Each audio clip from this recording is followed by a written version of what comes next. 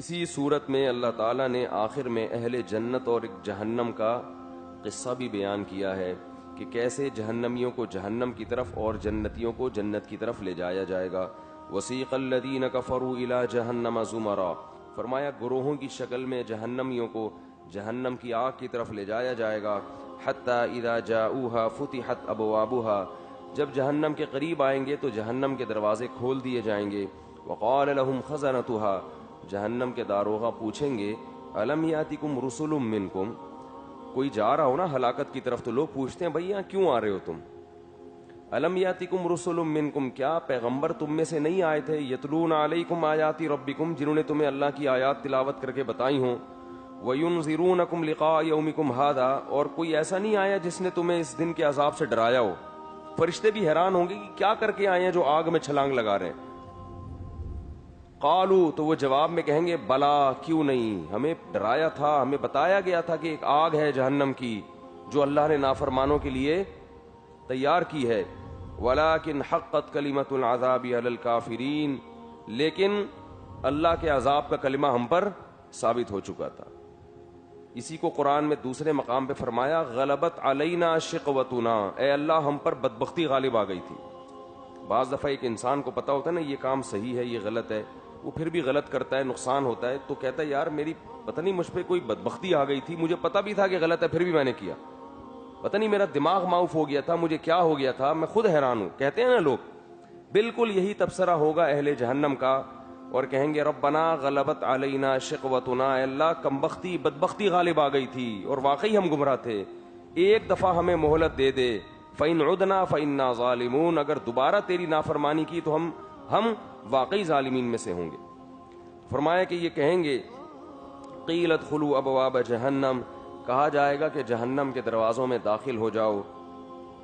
فَبِئْسَ مَثْوَى الْمُتَكَبِّرِينَ، فرمایا تکبر کرنے والوں کا کیسا ہی برا ٹھکانہ ہے. تکبر کیسا؟ اللہ کے احکام سے تکبر، جب انسان اللہ کا حکم سنے تو اس کے سامنے بچ جائے، بس یہ کرنا ہے. یہ اس سے بڑا کبر کوئی نہیں ہے کہ اللہ کی آیات تلاوت کی جائیں اور انسان اس پر عمل نہ کرے، یہی سب سے بڑا تکبر ہے. وسیق الذین اتقوا ربهم الى الجنة زمرا، فرمایا جو اپنے رب سے ڈرتے تھے. ڈرنے کا یہ مطلب نہیں کہ کانپتے رہتے تھے ہر وقت. ڈرنے کا مطلب یہ کہ جہاں یہ پتا چلا کہ اس کام میں اللہ ناراض ہوتا ہے تو اس کام کو چھوڑ دیا. اتنا اللہ کا خوف، اتنا ڈر. جو اپنے رب سے ڈرتے تھے ان کو بھی چلایا جائے گا جنت کی طرف، گروہ در گروہ جنت میں جا رہے ہوں گے. حتی اذا جاؤوها وفتحت ابوابها، جب وہ آئیں گے تو پہلے سے جنت کے دروازے استقبال میں کھلے ہوئے ہوں گے. وقال لهم خزنتها، اور فرشتے ان سے کہیں گے سلام علیکم، تم پر سلامتی ہو. طبتم، یہ بڑا پیارا جملہ ہے، اس کا اردو میں ترجمہ ہو ہی نہیں سکتا. طبتم کا مطلب بہت اچھے رہے بھائی، بہت اچھے، کہتے ہیں نا بھائی بہت اچھے. اردو میں ہم کسی کو مثال دیتے ہیں نا، طبتم کا معنی تم بڑے اچھے رہے بھائی. بھائی کسی کو کوئی خاص تحفہ مل رہا ہو یا کوئی بہت ایک دم اس کا کوئی جاب اچھی مل گئی ہو تو ہم اسے کہتے ہیں نا یار تم بڑے اچھے رہے بھائی، اس کو یہ بڑا اچھا ہو گیا بھائی. تو طبتم، تم کیسے رہے؟ بڑے ہی اچھے رہے بھائی، تمہارے ساتھ تو معاملہ بہت اچھا ہو گیا. فادخلوها خالدین، ان باغات میں داخل ہو جاؤ ہمیشہ کے لیے. کتنا سکون ملے گا جنتیوں کو جب وہ یہ سنیں گے کہ ہم پر موت واقع نہیں ہوگی، ہمیشہ کے لیے. وقالوا الحمد للہ الذی، جنتی جب یہ بات سنیں گے فرشتوں کی تو کہیں گے تمام تعریفیں اس اللہ کے لیے ہیں، ہمارا کمال نہیں ہے، اس اللہ کے لیے تمام تعریفیں ہیں.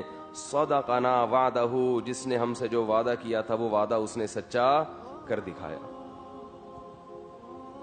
ہم قربانی دیتے تھے، دنیا میں روزے رکھتے تھے، نظر کی حفاظت کرتے تھے، زنا سے بچتے تھے، شراب سے بچتے تھے، دنیا عیاشی کی طرف جا رہی تھی، صرف اس امید پر کہ اللہ ہماری تمام خواہشات جنت میں پوری کرے گا. تو جب وہ اپنی آنکھوں سے جنت کو دیکھیں گے تو اللہ کی حمد و ثنا کریں گے. صدقنا وعدہ، تمام تعریفیں اس اللہ کے لیے جس نے اپنا وعدہ سچا کر دکھایا. وَأَوْرَثَنَا، اور ہمیں وارث بنا دیا، الارض، اس زمین کا، نتبوأ من الجنت حیث نشاء، ہم اس میں جہاں چاہیں ٹھکانہ بنائیں، دنیا کی تھوڑی سی چیزوں پہ انسان کیسا مرتا ہے. کسی کو بحریہ ٹاؤن دے دیا جائے کہ یہ پورا بحریہ ٹاؤن کس کو دے دیا؟ آپ کو, اور اس میں جو چاہے بنگلہ لے لو, آپ خوشی سے پاگل ہو جائے گا. حالانکہ وہ ایک دن میں نے بحریہ ٹاؤن پر بیان کیا باقاعدہ, کیونکہ ہر آدمی بحریہ ٹاؤن بحریہ ٹاؤن جو بھی مل رہا ہے. مفتی صاحب بحریہ ٹاؤن دیکھا؟ میں لاہور سے آ رہا تھا کراچی, مفتی صاحب رات کو دیکھا بحریہ ٹاؤن سے اوپر سے جب جہاز گزرا تھا, لائٹ نے دیکھی آپ نے؟ بحریہ ٹاؤن نظر آتا ہے. تو ہر آدمی پوچھ رہا ہے بحریہ ٹاؤن میں آپ نے کوئی پلاٹ لیا؟ ہر آدمی بحریہ ٹاؤن. تو میں نے کہا, میں نے پھر بحریہ ٹاؤن کی فضیلت پر باقاعدہ بیان کیا. میں نے کہا اللہ کے بندو, قبر ہے, قبرستان بھی دیکھ لیا کرو. جہاز سے جب گزرو نا, قبرستان بھی نظر آتے ہیں نیچے. موت ایسی چیز ہے جو آپ کی تمام لذتوں کو, میں نے کہا جو بحریہ ٹاؤن کا مالک ہے نا, جو بیچ رہا ہے, کیا نام ہے ان کا محترم کا؟ ملک ریاض.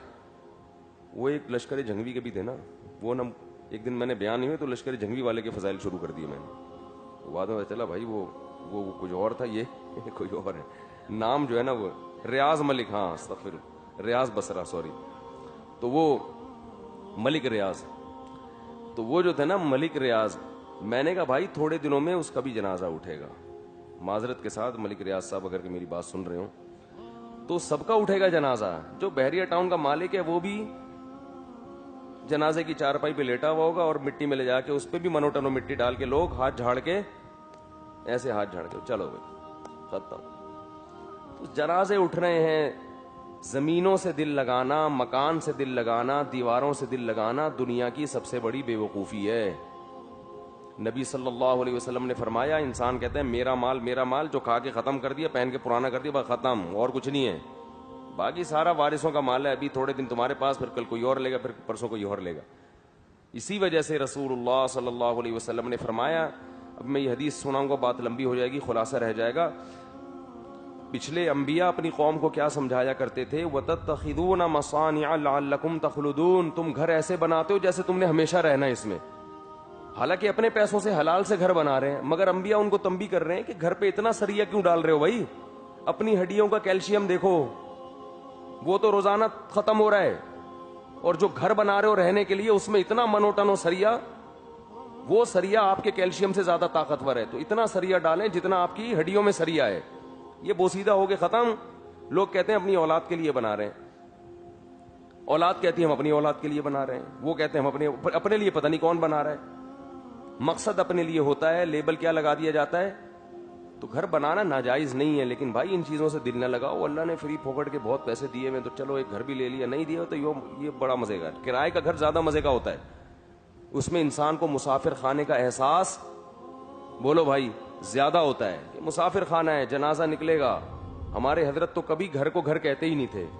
سعودیہ سے آئے تو یہاں کراچی میں اپنے گھر میں ٹھہرے ہوئے تھے. کسی نے حضرت سے پوچھا کہاں گئے گھر؟ حضرت فرمایا مسافر خانے میں ہوں, ناظم آباد کے. اس نے کہا پھر اگلے دن فون کیا, کہاں ہیں بھائی؟ انہوں نے کہا میں ناظم آباد کے مسافر خانے میں. اس نے کہا ابھی تک گھر کیوں نہیں پہنچے؟ فرمایا گھر تو قبرستان ہے. یہ کیا ہے؟ مسافر خانہ ہے, تھوڑے دن میں اٹھ جائیں گے یہاں سے.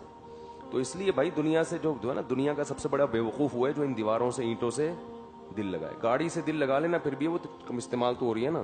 صحیح ہے. تو گھر تو ایک بس سہولت کی چیز ہونی چاہیے, اپنا نہ بھی ہو, کرائے کا بھی ہو, سہولت کا ہو, پر رات کو آرام سے نیند آ جائے, لوکیشن اچھی ہو, یہاں چور اچکے نہ رہتے ہوں, اس طرح کا اتنا کافی ہے. تو وہ کرائے پہ بھی ہو جاتی ہے پوری, تو اتنی ٹینشن لینے کی ضرورت نہیں. بہت لوگ ٹینشن لیتے ہیں ان چیزوں میں. تو فرمایا کہ نہ تبا, میں یہ عرض کر رہا تھا کہ بحریہ ٹاؤن میں کسی کو جگہ مل جائے اور یہ اتنی سی جگہ بھی کہا جائے جہاں چاہو رہو, تو خوشی سے پاگل ہو جائے گا. حالانکہ پتہ ہے کہ تھوڑے دنوں میں میرا جنازہ اڑ جائے گا. تو جب جنت میں یہ بتایا جائے گا کہ یہ سارے محل اور موتی کے بنے ہوئے اور یہ نہریں تمہاری ہیں, جہاں چاہو جا کے رہو, اور اس سے تمہیں کبھی بھی نکالا نہیں جائے گا, تو خوشی کا کیا عالم ہوگا.